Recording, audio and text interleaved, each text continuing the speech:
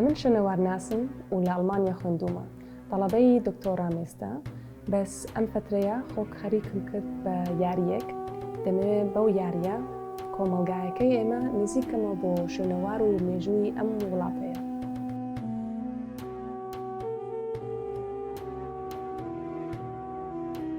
یاری خۆی یعنی لە کەونەوە هەر هەیە. ئێمە ناتوانێت ئێستا بزە بە تەکید کەین یاری لە چەندە دەست پێ کردووە و بەخۆی دەزانین تا ئێستا هەر هەیە و هەر منداڵ و گەورە یاری دەکەن و هەرچی بەشێک بێتن ئەگەر یەکێک دەوڵەمەند بێ فەقیر بێتن پەروەردەی هەبێ پەروەردەی نەبێ هەرچی بێتن یاری دەکاتن. خۆشی ئەگەر سێری مێژووەکە بکەین یاری یەکەم یاریەکان لە چێندەرە هەبوو. کەونترین یاری لە مەسر و یەکێکی تریش هەبوو لە باشووری مێسۆپۆتامیا لە شاری ئور. ئەو یاریە لە چێندەرە دۆزیانەوە لە ناو گۆڕی پاشایەکانی ئور. ئەم یاریە تقریباً کافەی بڵێن وەک یاری ئەوەیە تاوڵەیە بەس بە شێوەیەکی ئاسانتر و بچووکتر کراوە.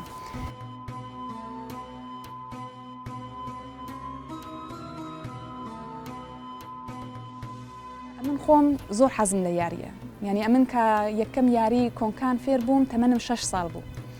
ئەو کاتە یعنی تا ئێستا من حەزم لەو یاریەیە.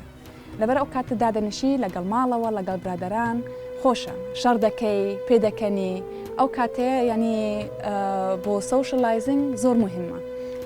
ئەوجا منیش حەزم دەکرد یاریەکیش دروست کەم کە جگە لە یاری کلاسیکەکان کە ئێمە بەردەوام دەیکەین یاریەکی تریش هەمان بێتن. ئەو کاتە یاریەکی استراتیجی تاوڵە دروستم کردووە بە ئەو شێوەیە کە لە عالەم لە جیهان بەناوبانگە و دەمەوێت ئەوە پێشکەشکەم بۆ گەنجەکانی ئێمە.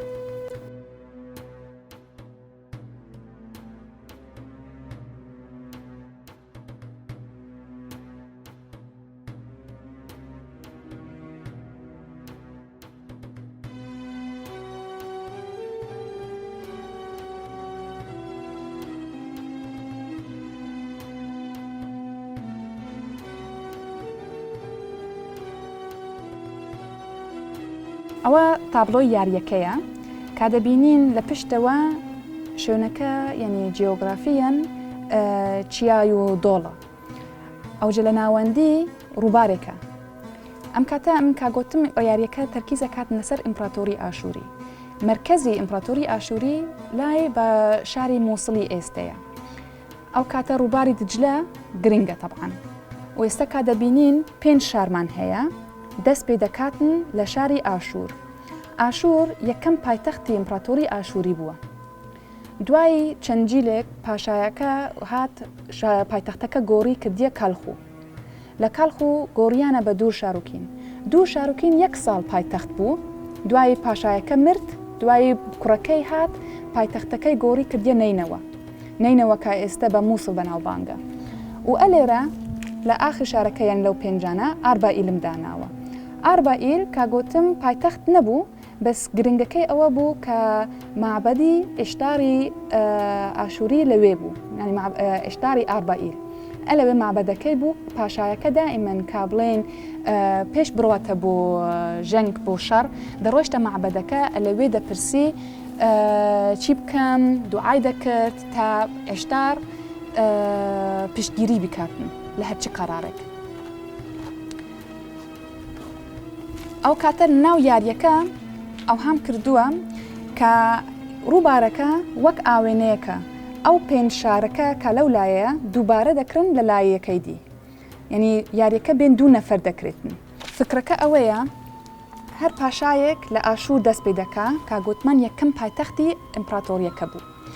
فکرەکە ئەوەیە دەتوانی سەفەرکەی بەو کارتانە.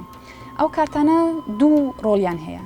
ڕۆلی شخصیەتەکە کە ئەتوانی استراتیجی بەکاری بێنی و ڕۆلی سەفەرکردن. ئەلە خوارەوە سمبۆلێکی هەیە. ئەو سمبۆلە دووبارە دەکرێتەوە لەسەر تابلۆیەکە کە ئێستا بۆ نمونە ئەم سمبۆلە دەبینین ئەلێرە لە ئاربائیل دووبارە کراوە.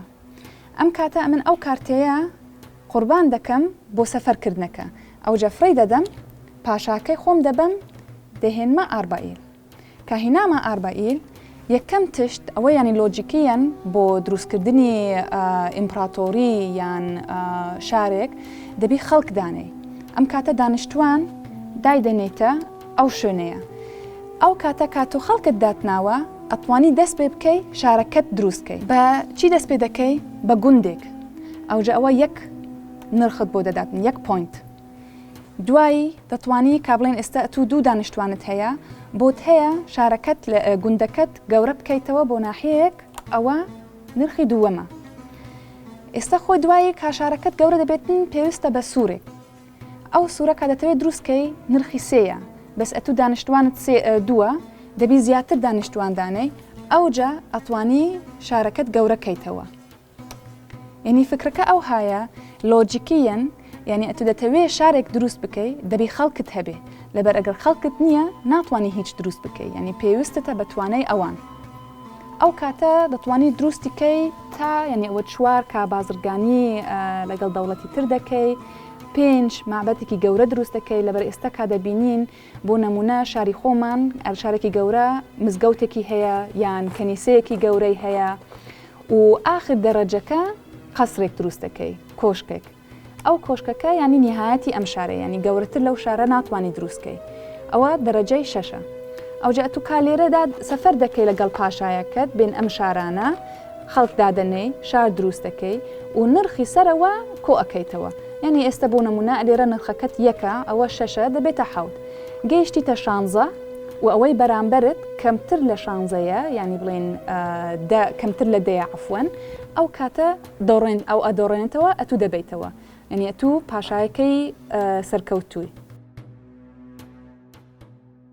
براندەکەم ناوی ئوربیلۆمە کاک باسمان کردووە ناوی شاری کۆنی هەولێرە لۆگۆیەکم دروست کردووە کا لەسەری ئەشتارە ئیلاهی ئەشتار هی ئاربائیل خۆی ئاربائیل سەردەمی ئاشووریەکان بەوە بەناوبانگ بوو کە مابەدێکی گەورەیان هەبوو بۆ تایبەت بۆ ئیلاهی ئەشتار ئیلاهی ئەشتار ئیلاهی خۆشەویستی و ژەنگ بوو شەڕ بوو ئەو لۆگۆیەکە کا دروستم کردووە کە ئەو وێنێ دەبینین بزەبت لە باکووری سووریا دۆزراوە ئەمن ئەوەم بردووە لەبەر هەر دەمویست ینی لەبەر خۆم خەڵکی هەولێرم لەوێ دایک بوومە و زۆر خۆشەویستە حەزم کرد ئەو ڕەبتەیە دروستکەم یعنی یەک کۆنترین ناوی هەولێردانێم و عینەن کاتیش بەناوبانگترین شخصیەتی ئاربائیل لە مێژوو ئەشتارە ئەوجا ئەو بووە لۆگۆیەکەی براندەکەم